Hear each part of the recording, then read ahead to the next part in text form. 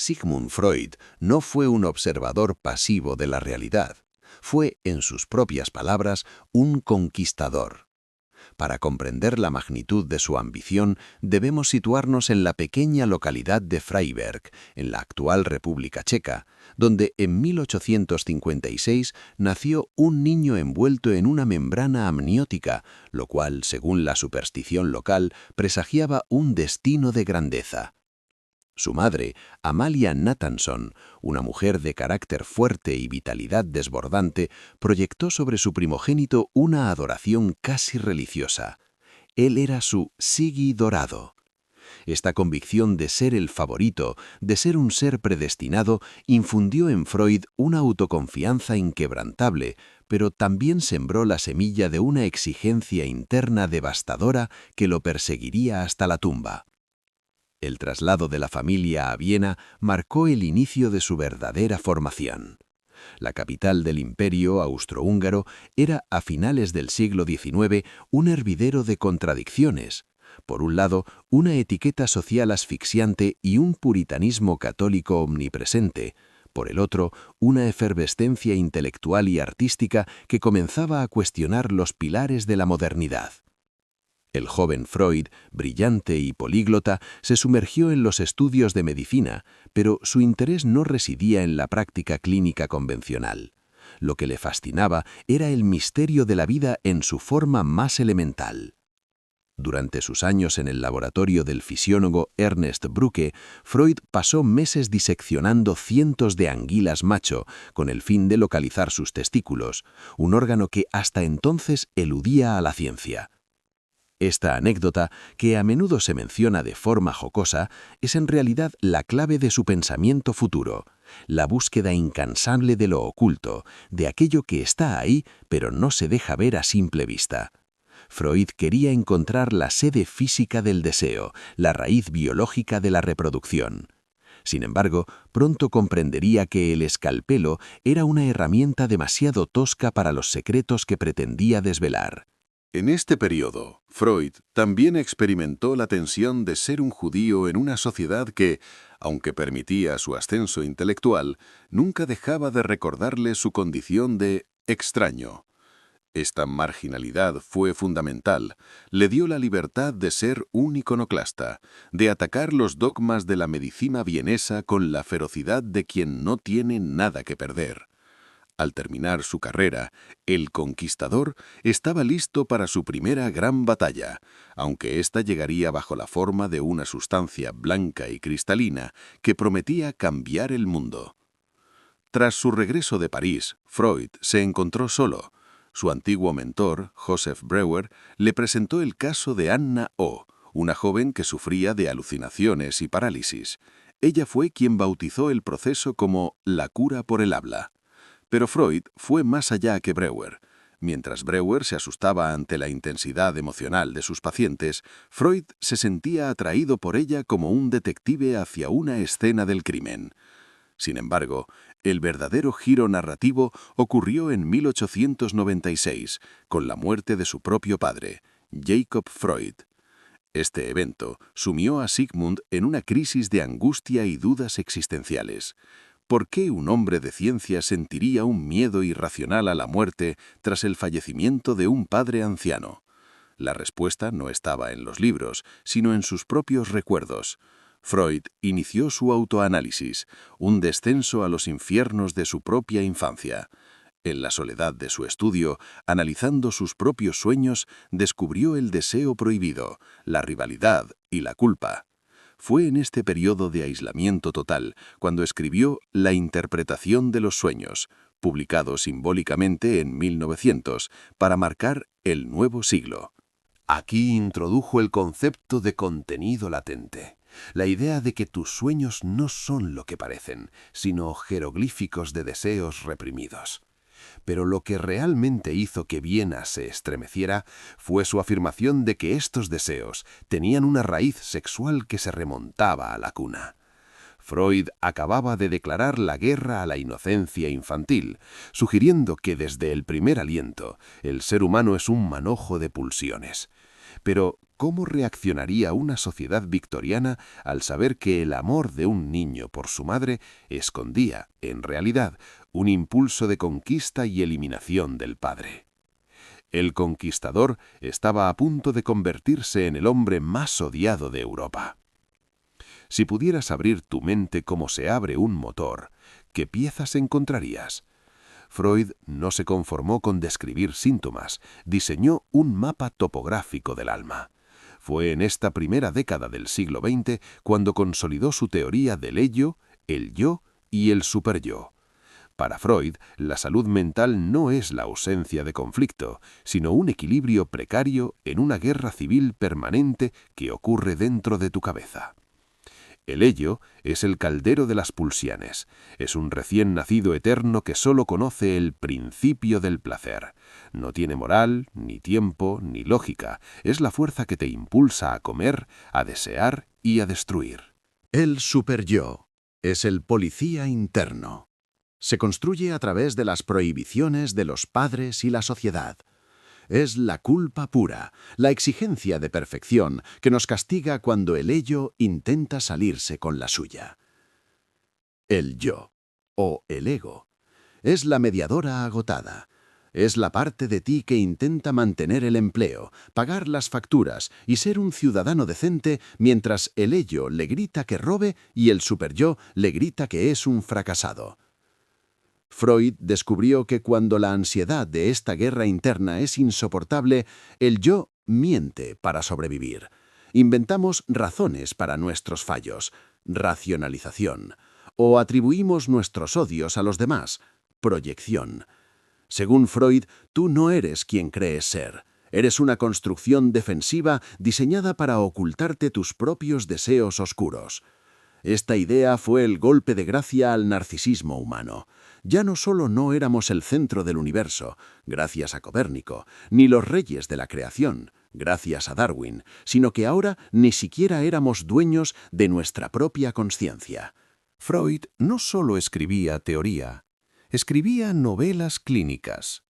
Sus casos son expedientes donde el trauma se disfraza de metáfora.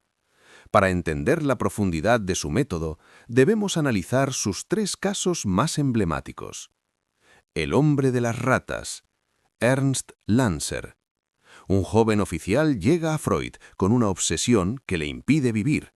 El miedo a que su padre y la mujer que ama sean torturados con un método que involucra ratas hambrientas.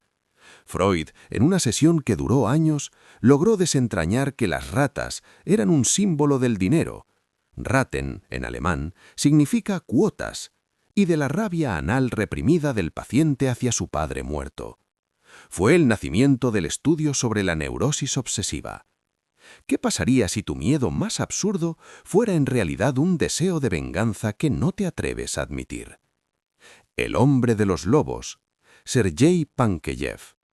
Sergei soñaba con lobos blancos sentados en un árbol mirándolo. Para Freud, esto no era un simple sueño. Era una fotografía de un evento traumático, la escena primaria. Freud teorizó que Sergei, siendo un bebé, presenció un acto sexual entre sus padres y que su mente congeló esa imagen para procesarla años después a través de la fobia. Aunque Sergei nunca se consideró curado, el caso estableció la importancia vital de la infancia temprana en la estructura de la mente adulta. 3. El caso Dora. Ida Bauer. Dora es el gran fracaso que enseñó a Freud más que cualquier éxito. Una joven entregada por su padre a un amigo de la familia como objeto de seducción, a cambio de que éste permitiera la infidelidad del padre.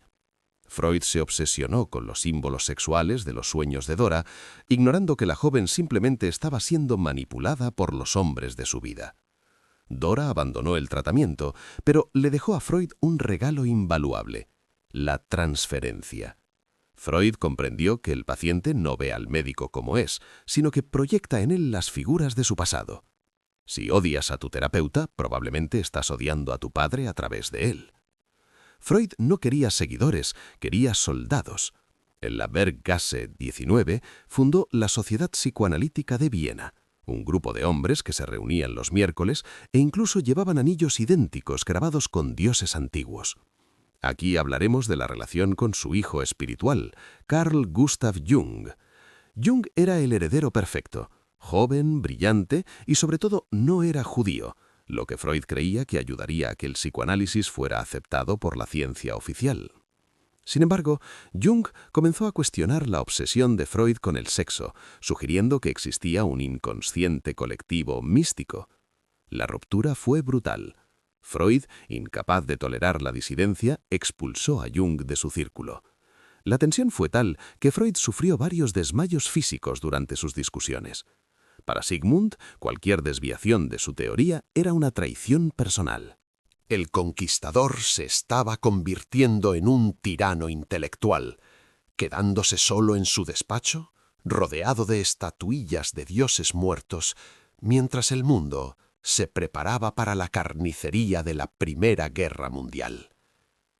Mientras el nombre de Freud recorría los salones de Europa, tras las puertas de su hogar en la Berggasse 19, se gestaba un drama que hoy desafiaría cualquier código de ética moderno. Sigmund no solo era un teórico del alma, era un padre que decidió convertir su propio linaje en un laboratorio vivo. Su hija menor, Anna, no fue solo su heredera intelectual, fue su paciente más devota y, para algunos, su víctima más trágica.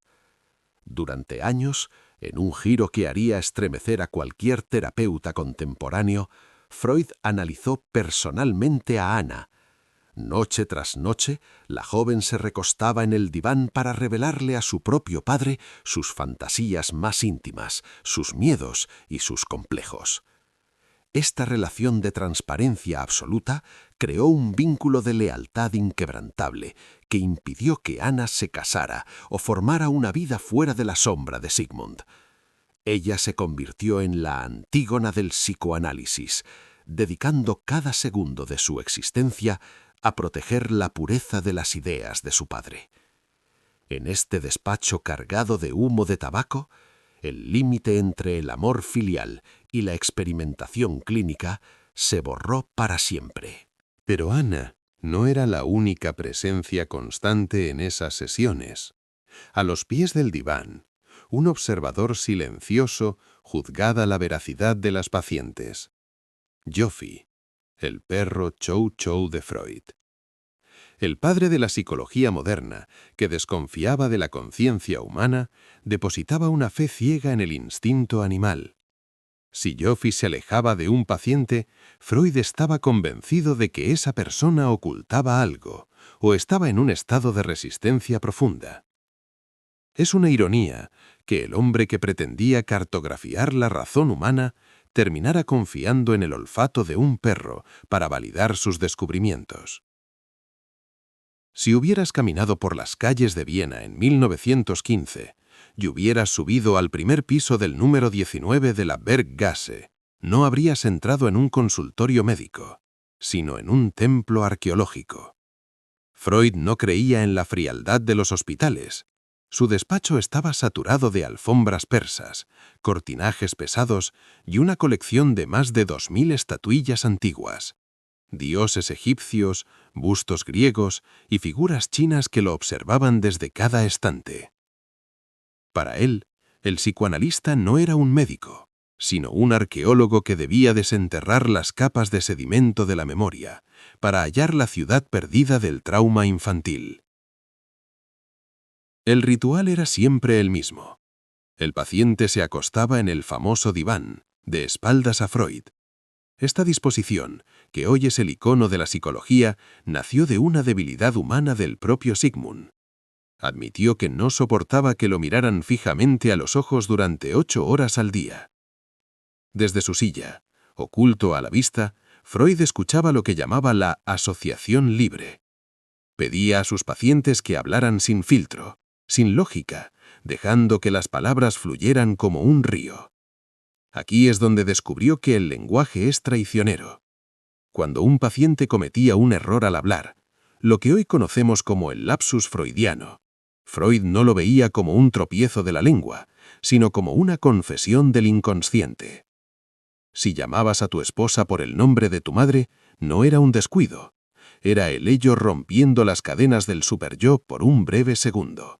Este espacio era también el escenario de sus manías más rígidas. Freud era un esclavo de la rutina. Despertaba a las 7, atendía pacientes hasta la 1, almorzaba con su familia en absoluto silencio, caminaba por el Anillo de Viena a una velocidad asombrosa y dedicaba sus noches a escribir cartas y ensayos hasta la madrugada. Esta disciplina militar era su armadura contra sus propias neurosis. Freud sufría de una fobia específica al número 62.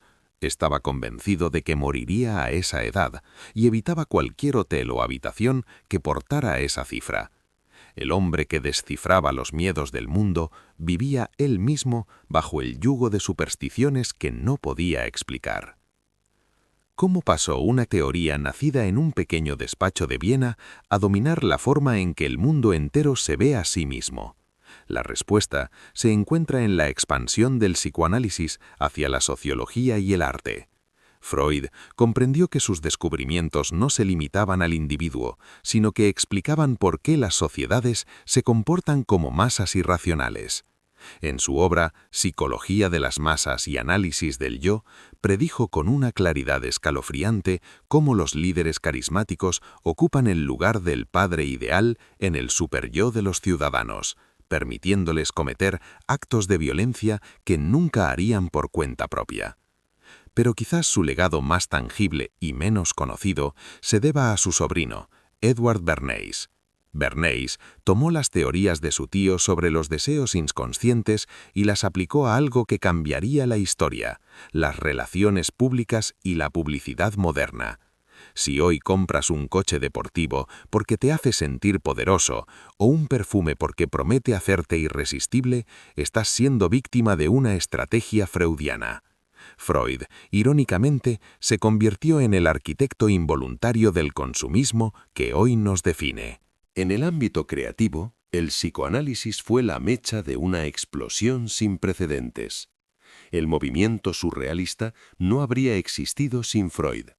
Cuando Salvador Dalí pintaba relojes derritiéndose o paisajes oníricos, estaba intentando plasmar lo que Freud describió en la interpretación de los sueños. Dalí llegó a viajar a Londres solo para conocer a su ídolo, dibujando un retrato del profesor donde su cráneo parecía un caracol. Freud, aunque siempre se mostró escéptico ante el arte moderno, confesó que los surrealistas eran los únicos que habían entendido que el mundo real es solo una máscara de una realidad mucho más profunda y perturbadora que ocurre mientras dormimos. Hoy, aunque muchas de sus teorías biológicas han sido superadas, el idioma de Freud es el idioma del siglo XXI. Conceptos como trauma, represión, ego o negación son parte de nuestra conversación cotidiana. Él nos arrebató la ilusión de la inocencia y nos entregó, a cambio, la responsabilidad de conocer nuestras propias sombras.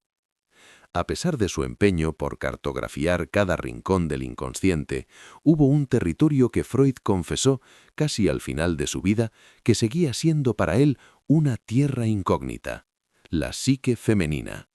En su despacho, rodeado de estatuas de diosas antiguas, el conquistador de la mente se sentía a menudo un náufrago. Su famosa pregunta, escrita con una mezcla de frustración y curiosidad científica, sigue resonando en los anales de la psicología. Was will das Weib? ¿Qué quiere la mujer? Para Freud, la feminidad no era un estado natural, sino una construcción compleja y a menudo traumática. Su teoría, marcada inevitablemente por el patriarcado de la Viena finisecular, sostenía que el desarrollo de la mujer estaba dictado por una carencia.